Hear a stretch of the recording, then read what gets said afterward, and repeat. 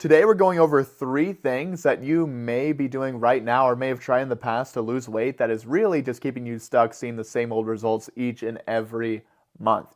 And I'm going to go over what exactly you should be doing instead to lose weight consistently. So let's jump right into it. So number one is by far a caloric deficit. Now, the number one reason why I say this is because you will continue to stay hungry even after you're done eating. And if you've tried a caloric deficit in the past or if you are currently doing it, I'm sure that you can relate to this. You most likely have experienced some sort of prolonged hunger even after you're done eating it. Maybe immediately after, or maybe a few hours after, like these people here in the study. I'm not going to spend too much time here on this research because I've gone over it before. But the New England Journal of Medicine conducted a study looking at 50 obese participants and put them on a caloric deficit. And they measured their hunger hormone ghrelin, and it stayed elevated even after they were done eating. And once again, I'm sure you can relate to this, and you can probably relate to this as well. Your weight will probably look like this. You'll lose some weight initially, around 8 to 10 weeks or so, and you'll see it climb back up. Even if you do the stupid bullshit maintenance process, you're still going to be hungry even after you're done eating when you are in a calorically restrictive state where you're expending more calories than you're taking in, you're moving more and you're eating less. And you'll be stressed out, losing your shit just like this guy because you can't find a sustainable approach. You are, running around like a headless chicken, trying all these diets, doing a caloric deficit. You're counting your macros, counting calories, just measuring everything on your phone. You don't even have time to do that in the first place. And you do all that just to see your weight go back up, just like this with the people here in the study, right? And even towards the end, once they've gained most of the weight back, it says here, patients who completed the study. The majority of the people in this study did not complete the study because it is not a sustainable approach and it really does not work long term. Do you really think for the rest of your life you can just count calories, get your macro calculator out and calculate everything on your phone and just be moving more and eating less the rest of your life? And you're constantly feeling hungry after all your meals. There really is more to the story. This is not an issue of you just eating too much. Your hormones are not acting right. They are dysregulated. And you need to modulate them and get them functioning right first. And a caloric deficit does not address that. Now, I don't count calories. I don't restrict calories. I don't follow any restrictive diet. I've done it in the past and I don't need to. And this is my body fat percentage, right? This was taken in mid-2022, right?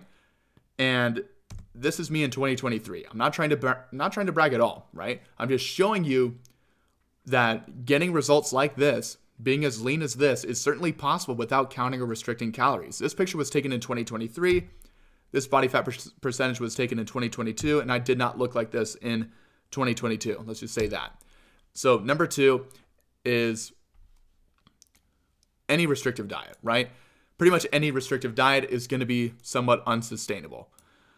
Right? And although following a ketogenic diet or a carnivore diet can certainly be pretty beneficial, it can only be beneficial for so long, right?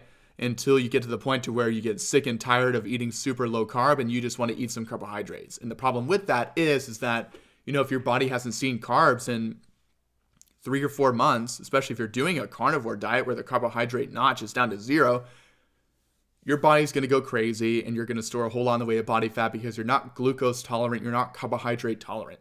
It hasn't seen it in 3 or 4 months and then it sees 200 grams in one day. It's pretty obvious what's going to happen. Now, I'm not saying don't eat foods like this. This is great to eat. You definitely want to eat some higher fat and higher protein foods from animals of high quality.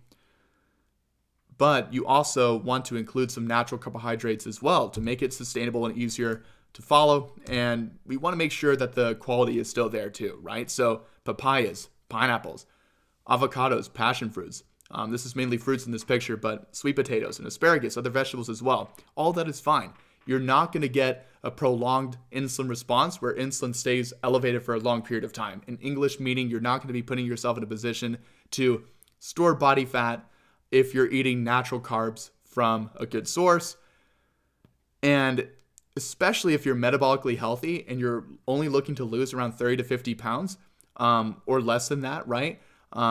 you certainly will still be able to lose weight even if you're eating natural carbs.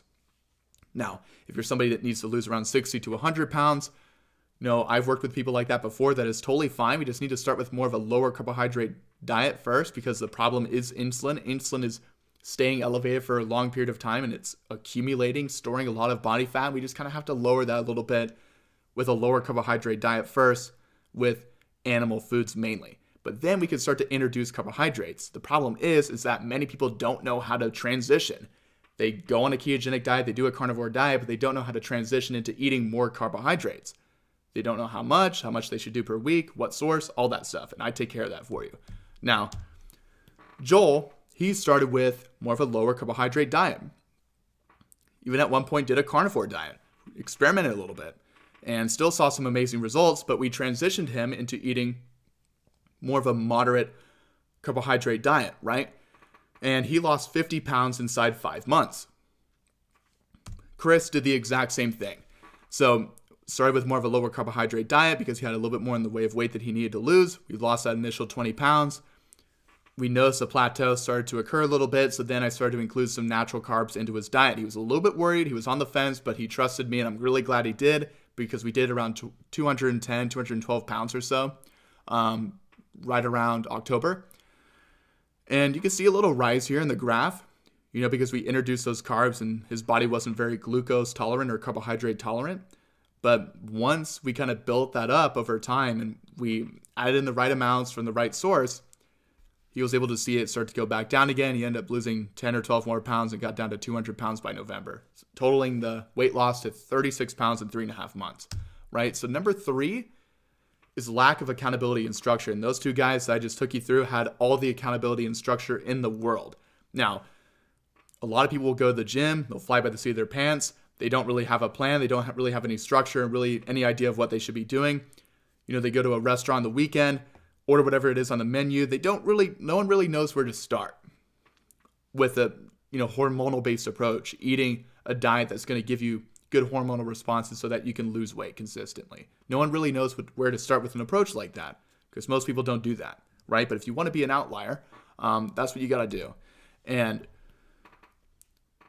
this kind of goes into structure, right? So this is just one of the workouts that I made for one of my clients inside of my program. It's well structured to where you actually have some accountability and structure to your day, right? So that way you don't have to walk into the gym and fly by the seat of your pants, just doing random stuff. You actually have a structured workout plan of what you should be doing to raise your metabolic rate, do some weight training, and basically do it correctly without injuring yourself so that you can eat more, right? The more you exercise, especially with weight training, you're boosting your metabolism by adding more muscle mass. You'll be able to eat more of those foods that are fun to eat that will still allow you to lose weight. Steak, seafood, chicken, healthy fruits, pineapples and mangoes, asparagus, broccoli, or if you like those greens, right? You can still lose weight eating those foods, right? If you eat a lot of them, and you'll be able to eat more if you include some weight training. And just to kind of go into accountability a little bit and structure too, this was a picture that one of my clients, Chris, sent me, the one that you just saw earlier, who lost 36 pounds in 3.5 months. 6-ounce sirloin avocado with a side of asparagus at Chili's, right? So even at Chili's, where there's so many temptations, we were still able to find a way to get him to eat some pretty healthy food. I mean, I just reviewed his meal for him and checked him off, gave him the thumbs up. And a lot of people don't have that, right? You can get this on your own. You can get that accountability and that structure. But the thing is that it's going to be really difficult to stay intrinsically motivated, right? I love this analogy. So you got the intrinsic motivation boat and the extrinsic motivation boat. Intrinsic in English means internal. Extrinsic means external, away. So the intrinsic motivation boat has a crazy engine, state of the art, everything's great, and it's very well structured. It's got a lot of power, and it can probably run for miles and miles and miles because the internal foundation is so well set. But here with the extrinsic motivation boat, engine's run down, it's rusty, and it's just kind of worn out. And it's probably not going to last too long. It's not going to get very far. Having intrinsic motivation that is fueled internally, you're going to be able to go for a long time. And that's exactly what we do for all of our clients inside of our program, right?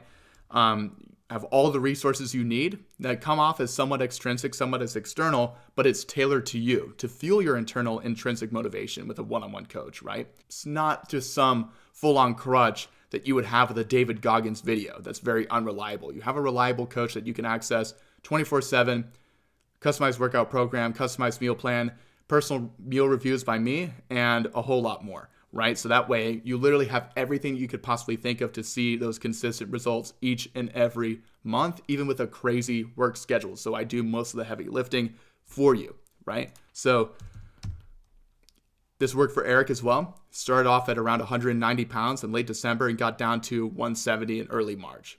20 pounds in 2 months. And it works, right? It's worked for many of my clients. It works for me as well. I have a body fat percentage as low as 5% once again, and I follow this exact same approach. I practice what I preach. Most fitness influencers and coaches do not. Most coaches will tell you to do some form of caloric restriction, tell you to do a caloric deficit. Yet, if you were to ask them if they follow that same approach, the likelihood that they do is very low. Yet they have a physique like this. I'm sure you've seen a lot of fitness influencers that are, peeled like a tree, probably even bigger than me, have a six-pack, and they don't do a caloric deficit to see those results. They don't, yet they push it onto all their clients because they know that you will see some initial results just to get it all back on, and then you got to renew again. So I don't want that for you. I want you to follow a sustainable approach that's actually easy to follow, simplistic, and actually have all the support that you need 24/7 to see those results each and every week and each and every month. Seeing the number on the scale not just go down, but stay down. So if you want to see amazing results like that and like the ones that you just saw from me and my clients, feel free to click the link in the video description and you can book a one-on-one call with me directly and I'll fully customize a plan that is tailored just for you. So I look forward to seeing you in the next video.